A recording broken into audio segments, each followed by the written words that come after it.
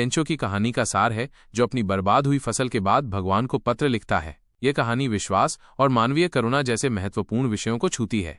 Lencho, एक मेहनती किसान, अपनी फसल को लेकर बहुत चिंतित है। एक अप्रत्याशित ओलावृष्टि उसकी सारी मेहनत पर पानी फेर देती है, जिससे उसकी फसल पूरी तरह से नष्ट हो जाती है। अपनी निराशा और दुख में लेंचो को अटूट विश्वास है कि भगवान उसकी मदद करेंगे। इसी विश्वास के साथ वो भगवान को एक पत्र लिखता है, जिसमें वो अपनी और अपने परिवार की जरूरतों को पूरा करने के लिए 100 पेसोस की मांग करता है।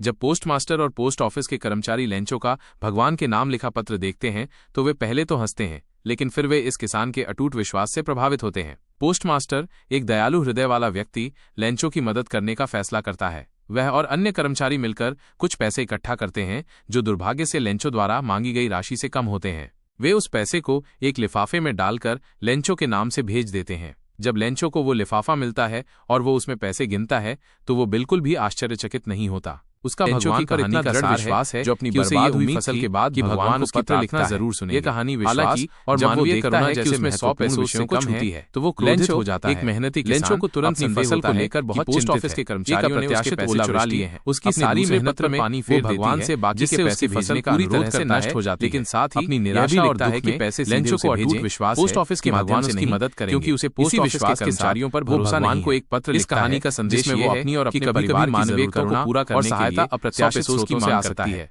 जब पोस्टमास्टर और पोस्ट ऑफिस के कर्मचारी लेंचो का और अविश्वास के नाम लिखा पत्र देखते हैं, इस पर भी वे पहले तो हंसते हैं, लेकिन फिर वे इस किसान के अटूट विश्वास से प्रभावित होते हैं। लेकिन पोस्ट ऑफिस के कर्मचारी दयालु हृदय वाला व्यक्ति उसका संदेह मानवीय स्वभाव की जटिलता को दर्शाता है। वह और अन्य कर्मचारी मिलकर कुछ पैसे इकट्ठा करते हैं, जो दुर्भाग्य से लेंचो द्वारा मांगी गई राशि से कम होते हैं। वे उस पैसे को एक लिफाफे में डालकर लेंचो के नाम से भेज देते हैं। जब लेंचो को वो लिफाफा मिलता है और वो